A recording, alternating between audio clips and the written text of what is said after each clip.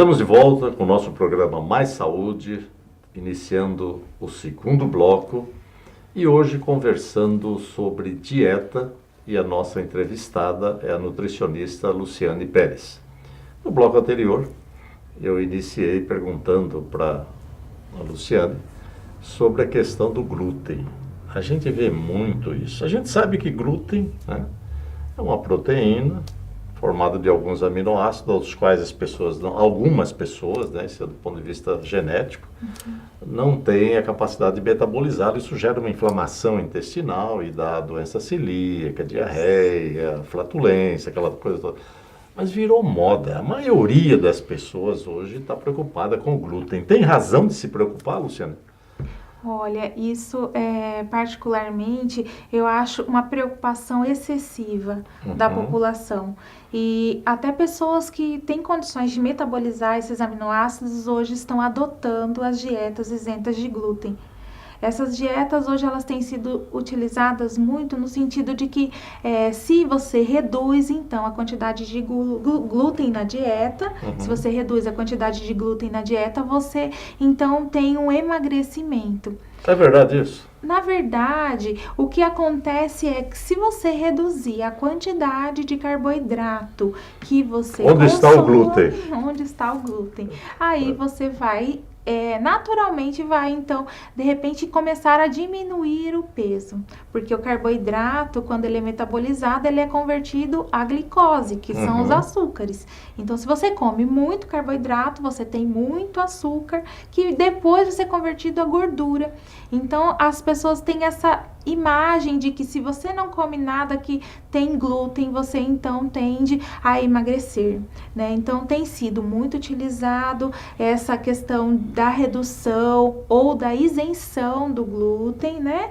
Mas nós, assim, que pesquisamos e que trabalhamos com esses tipos de alimentos, a gente fica muito preocupada também com a população que faz esse tipo de modificação sem antes buscar um profissional, uma nutricionista, para fazer uma orientação de uma forma correta, né? Então, isso tem que ser individual. O que é bom para um grupo, muitas vezes não é bom para todos, né? Como o senhor disse, a gente tem os pacientes celíacos que necessitam, então, de uma conduta diferenciada e não a população de uma forma em geral. O que a gente precisa é se conscientizar que a nossa alimentação, ela precisa ser uma alimentação equilibrada. Então, ela não pode ser rica em um determinado nutriente. Então, ela não pode ser rica só em carboidrato, nem rica em gordura. Ela precisa ter todos os nutrientes. Ela precisa ter gordura, proteína, precisa dos lipídios, precisa do carboidrato, precisa das fibras, legumes, verduras, para que se tenha o equilíbrio. Então, que é isso que é uma polêmica. Você está falando aí, precisa do equilíbrio, eu estou rindo aqui, lembrando de uma figura, né? Quando a gente era jovem, assistia muito filme de Frankenstein, né? Quer dizer, não pode ser uma dieta Frankenstein, né? Frankenstein tinha cabeça grande, braço grande, né? Quer dizer, a dieta desequilibrada, com predomínio de carboidrato, de gordura, é uma dieta Frankenstein, né? O indivíduo aumenta um lado e diminui o outro. Fica anormal, deformado. Fica normal. Nós conversamos falando, né, no primeiro bloco, Luciana, sobre a questão dieta. E nós acabamos não definindo, conceituando dieta. Sim. O que é dieta para o nosso telespectador? Bom, a dieta em si, nós precisamos buscar, então, um auxílio de um profissional. Então, para se fazer uma dieta, você precisa de um auxílio de uma profissional nutricionista, que ela vai fazer, então, a dietoterapia para você. Então, ela vai fazer, então, o quê? Um arranjo desses macronutrientes, que são carboidratos, proteínas e lipídios, e um arranjo entre os micronutrientes de acordo com a sua necessidade. Então, ela é diferente, por exemplo, desses regimes que a gente tem por aí. Então, aonde é um regime que serve para todas as pessoas.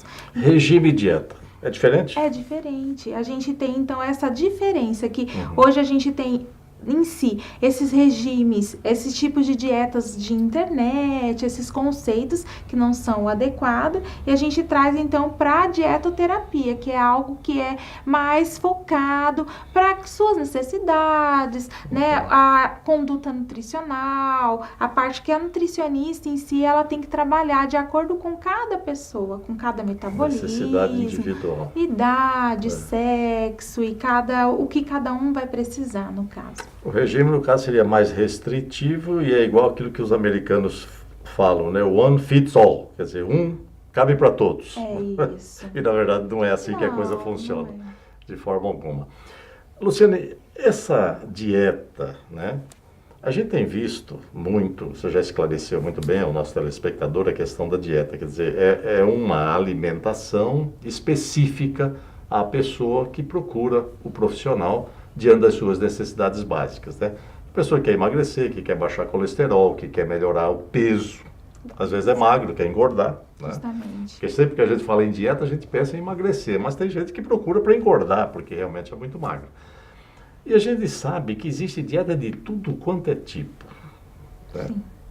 Dieta de lua, dieta de limão, dieta de não sei o quê, disso, daquilo. Tem risco isso? Sim, doutora Wanda, porque a gente realmente segue um padrão que às vezes não é um padrão alimentar adequado para cada indivíduo. Isso. E o que acontece que hoje a gente trabalha muito com restrição. Então, essa restrição alimentar a longo prazo, ela pode trazer, sim, algum tipo de distúrbio. Pode ser uma disfunção enzimática, que de repente não começa a não ser mais produzido eficientemente. Pode alterar também o funcionamento dos órgãos principais do trato gastrointestinal. Então, a gente não sabe o quanto, definitivamente, essas dietas, elas trazem de benefício para a população. E o risco que se traz também, consumindo um determinado alimento, né? Quando a gente fala da nutrição, a gente fala das leis da nutrição.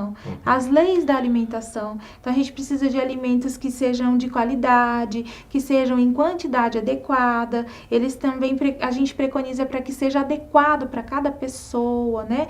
E que tenha harmonia. Quando a gente fala em harmonia, a gente fala de cores. Então, a gente precisa que os pratos, quanto mais saudável ele tem que ter cores, ele tem que ter, então, vários tipos de alimentos. Nós temos que provar de vários alimentos durante a semana, consumir uma variedade de alimentos em quantidades suficientes para cada faixa etária. Então, quando você utiliza dessas dietas, você corre um risco muito grande de provocar no seu organismo uma restrição. E essa restrição ser prejudicial para que o seu organismo funcione adequadamente. É claro que muitas pessoas valorizam, porque a gente está falando do tema obesidade, né? Então, essa questão de emagrecer hoje é um desejo de todos. Então, quando eu faço uma dieta que ela emagrece momentaneamente no início, todo mundo fica animado, né? Fica feliz. Feliz. E aí a pessoa, então, ela começa a comer esses alimentos e a alegria, às vezes, se torna, então, uma tristeza posteriormente. E claro que, né, o que nós ingerimos é exatamente aquilo que é excretado, né? E o tubo digestivo tem o seu mecanismo de excreção, que é exatamente o intestino grosso e o reto e o sigmoide. Então, isso normalmente acontece. Então, para que isso aconteça de forma funcional, o intestino precisa também de matéria-prima. E essas dietas, como você já falou mesmo, são dietas que complicam. Nós vamos para um breve intervalo, né? E aí nós vamos voltar falando sobre a importância da dieta, dessa orientação no funcionamento do intestino. Correto. Não saia daí, que nós já voltamos.